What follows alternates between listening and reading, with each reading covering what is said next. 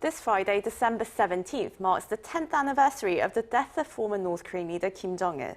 This also means that it's been a decade since Kim Jong-un took the reins of absolute power.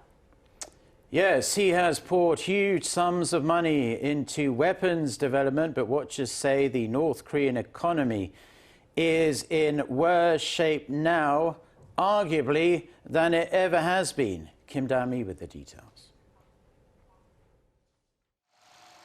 Though initially considered inexperienced, Kim Jong-un has quickly reshaped North Korea into the Kim Jong-un regime since he came to power less than 2 weeks after his father's death from a sudden heart attack in 2011.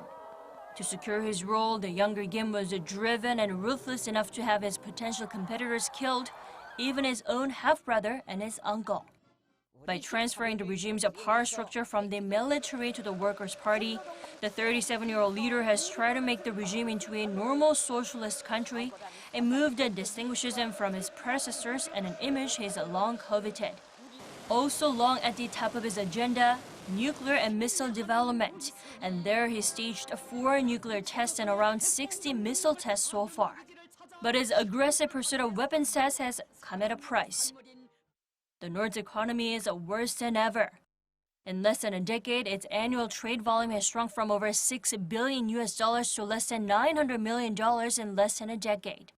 Earlier this year, Kim admitted that his economic policies had failed and has since avowed all efforts to keep the North Korean people full and warm, but international sanctions, natural disasters, and border closure due to the pandemic haven't made the situation any better.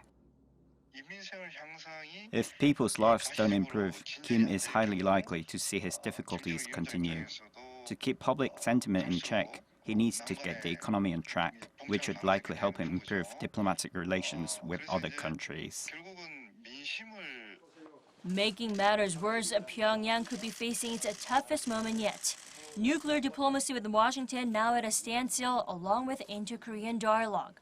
While the North digs in on its demand that the U.S. drop what the regime sees as a hostile policy, Washington's #1 condition for talks is still denuclearization.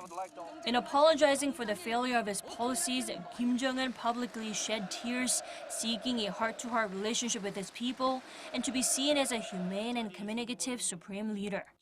But analysts warn that North Korea's troubles will continue unless the reclusive state fundamentally changes its rigid system and ideology of going it alone. Kim Dami, Arirang News.